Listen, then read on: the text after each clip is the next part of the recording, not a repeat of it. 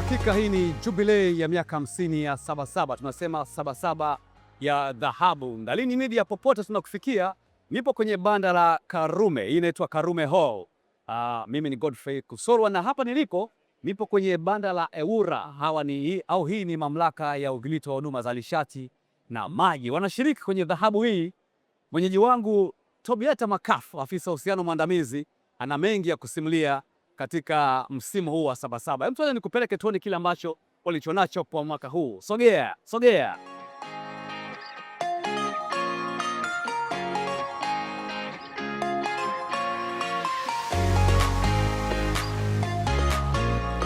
Mtazamaji wangu, mwenyeji wangu, kama ambavyo nimeweza kusema kwenye utambulizi, yuko hawa. Tuambieni EWURA sasa, dhahabu hii. Ni kweli mamlaka ya udhibiti wa huduma za nishati na maji EWURA tumeshiriki katika maonesho ya 50 ya biashara ya kimataifa ya Sabasaba, na tupo katika jengo la Karume, banda namba 189 190. Dhima kuu ya kushiriki katika maonesho haya, kwanza kabisa ni kutoa elimu ya udhibiti wa huduma za nishati na maji. Ninapoongelea nishati namaanisha kuna sekta ya petroli, sekta ndogo ya umeme pamoja na sekta ndogo ya gesi asilia.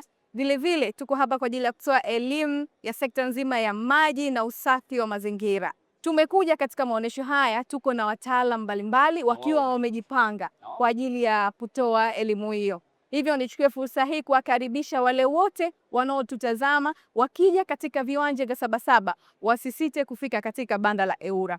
EWURA tumejipanga, tumekuja na huduma nyingi. Kwanza kabisa nichukue fursa hii kuwakaribisha mafundi umeme wote ambao mpaka sasa hawana leseni za EWURA za kufanya kazi za ufungaji wa mifumo ya umeme. Inawezekana unanitazama fundi hapo, mfunga umeme, hujui ukija unahitaji vitu gani ili uweze kupata leseni. Ili kuweza kufanya maombi ya leseni ya ufungaji wa mifumo ya umeme, unapaswa uje ukiwa na vyeti vyako vya ufundi wa umeme zikiwa katika soft copy. Uwe umeziscan, umeviweka kwenye flash au kwenye simu, unakuja navyo hapa. Inabidi uwe na kitambulisho cha NIDA au cha mpiga kura au cheti cha kuzaliwa. Vilevile inabidi uwe na wasifu wako au CV, unakuwa tayari umeshauandaa. Umeandika ni wapi na wapi uliwahi kufanya kazi za umeme na lini ulifanya kazi hizo na ulizifanya katika umeme wa kiwango gani. Kwa hiyo unakuja katika banda letu, utakutana na mhandisi Simon Evarist, yuko hapa katika banda letu kwa ajili ya kukusaidia wewe fundi umeme uweze kujisajili, uweze mwisho wa siku uweze kupata leseni na kufanya kazi zako kwa mujibu wa sheria. Vilevile tuko katika maonesho haya ya Sabasaba, tunatoa elimu ya nishati safi ya kupikia. Kama wote tunavyofahamu, sasa hivi watu wengi tumeamka tunatumia nishati safi ya kupikia, hasa gesi ya kwenye mitungi. Kwa hiyo tuko hapa tunatoa elimu ya namna sahihi na salama ya kutumia gesi ya kupikia majumbani pamoja na nishati nyingine safi. Kwa sababu matumizi ya nishati hizi safi, kwanza kabisa tunatunza afya zetu, tunaokoa mazingira na vilevile tunakuza uchumi wetu. Badala ya kupoteza muda mwingi kwenye kutafuta kuni, kwenye kuweka mkaa, ukiwa na gesi yako ni mara moja unaanza kupika. Niwakumbushe tu watazamaji ambao wanatazama kwamba unapokwenda kununua gesi yako ya kupikia nyumbani, kwanza kabisa hakikisha ina lakiri pale juu imefungwa, ina seal. Vilevile hakikisha unaipima uzito ili kuhakikisha kiwango cha gesi unachonunua ni sahihi, kwamba haijachakachuliwa. Kwa hiyo muuzaji anakuwa na mzani, unamwambia kupimie mzani wako, na unapoisafirisha kwenda nyumbani hakikisha unaisafirisha ikiwa imesimama wima na sio imelala. Hii yote ni kwa ajili ya usalama wako, isiweze kuvuja na kupotea bila sababu. Inapofika nyumbani, vilevile gesi inapaswa ihifadhiwe katika maeneo ambayo yana hewa, usiweke sehemu joto. Na gesi pia imewekewa harufu ili kukujulisha wewe mtumiaji pindi gesi inapokuwa inavuja. Kwa hiyo ukisikia harufu jua gesi inavuja na kuna hatua za kiusalama ambazo inapaswa uzichukue. Ufungue milango, ufungue madirisha ili kuruhusu ile gesi ambayo imevuja katika chumba chako iweze kutoka nje na uweze kuitumia kwa usalama.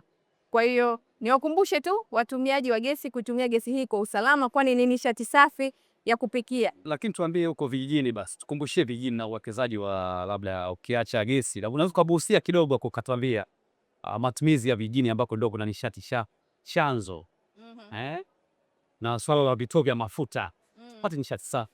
Mnatathmini yenu ikoje, na hasa kwenye maonesho haya ya Sabasaba mnavyotoa elimu kwa wananchi? Katika maonesho haya ya Sabasaba vilevile tumekuja na uhamasishaji wa ujenzi wa vituo vya gharama nafuu vijijini. Kama tunavyojua, katika maeneo ya vijijini hakuna vituo vya mafuta vya kutosha, lakini kuna shughuli za kiuchumi kama usafirishaji. Watu wana pikipiki kama bodaboda, wanasafirisha watu, wanahitaji mafuta ya petroli. Kuna watu wanafanya shughuli za kilimo, wanahitaji mafuta ya diesel kwenye yale matrekta na magari makubwa. Kwa hiyo sisi EWURA tunahamasisha ujenzi wa vituo vya gharama nafuu vijijini. Na kwa nini tunavita vya gharama nafuu? Kwa sababu masharti ya ujenzi wa vituo vile yamerahisishwa ili kuwaondoa wale ambao wanauza mafuta katika vidumu na vikopo. Nadhani kama wote tumewahi kutembea maeneo ya vijijini, tumeona watu wanauza petroli kwenye chupa ya lita 1. Lakini sisi EWURA tunahamasisha wewe mtazamaji unaniangalia saa hizi, kama una mtaji wako unahisi unaweza kuwekeza katika vituo vya gharama nafuu, fika katika banda la EWURA tukupe utaratibu wa kufuata ili uweze kujenga kituo cha gharama nafuu vijijini, uweze vile kufaidi kwa kupata mapato na kusaidia jamii ambayo inazunguka lile eneo lako kwa kununua mafuta katika eneo ambalo ni sahihi. Nidokeze tu kidogo utaratibu wa kupata vituo hivi. Kwanza kabisa unapaswa kuwa na eneo lako pale kijijini ambalo serikali ya kijiji imethibitisha au imekuruhusu kujenga kituo hicho. Maana yake mwenyekiti wa kijiji atakuandikia muktasari wa kukuruhusu wewe kujenga kituo katika eneo lile. Vile unakwenda halmashauri ya eneo husika ukaonane na afisa mazingira ili naye akupe kibali cha kujenga kituo katika eneo hilo, kwamba hautaharibu mazingira kwa kujenga kituo katika eneo hilo. Hapo sasa utatafuta injinia ambaye amesajiliwa, atakuchorea mchoro wako pamoja na vibali vingine. Kama ni kampuni lazima iwe imesajiliwa BRELA na vitambulisho vyako. Utaingia katika mfumo wa EWURA unaitwa e-service, utajisajili. Ila ukija hapa katika banda letu tutakusaidia vile kujisajili na uweze kufanya taratibu nyingine zinazofuata, uweze kujenga kituo cha gharama nafuu kijijini. Labda afisa uhusiano mwandamizi EWURA Toby, hii ni Sabasaba wanasema jubilei ya miaka 50. Au wananchi wanaokuja hapa mnawapa elimu, mnaona vikombele vyao lini wanataka kufahamu na mnaridhikaje na maoni yao wanayotoa? Kiukweli wananchi wengi wameamka, hasa katika uwekezaji wa vituo vya gharama nafuu vijijini. Kwa hiyo niendelee kuwakaribisha wale wote ambao wanahitaji kuja. EWURA bado tupo mpaka tarehe 13 Julai katika jengo hili la Karume namba 189 na 190. Watu tembelee, tumekuja na vipeperushi, tumekuja na ripoti, zina taarifa zetu mbalimbali ambazo mwananchi anazihitaji kwa ajili ya shughuli za udhibiti wa huduma za nishati na maji. Kwa hiyo tumejipanga, wasisite kuja katika banda letu. Vile tumepokea mafundi umeme wengi ambao bado hawana leseni, wamefika, wamekutana na wataalamu wetu. Wataalamu wetu wamewasajili na wanaendelea na mchakato wa kuweza kupata leseni. Bila kusahau tunapokea malalamiko ya sekta zinazodhibitiwa.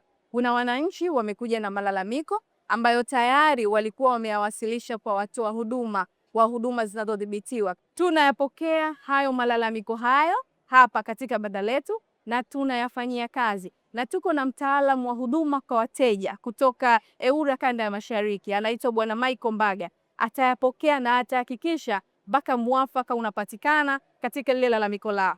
Kwa hiyo ni waambie wanaotazama sasa hivi, usikae na malalamiko ya sekta zinazodhibitiwa nyumbani. Umeripoti TANESCO, umeripoti mamlaka ya maji, umeripoti kwenye kituo cha mafuta, hawajakusaidia. Tuletee lalamiko lako EWURA. EWURA tutalishughulikia kwa mujibu wa sheria, na hata ukija hapa Sabasaba tutahakikisha tunaanza utaratibu wa kulishughulikia.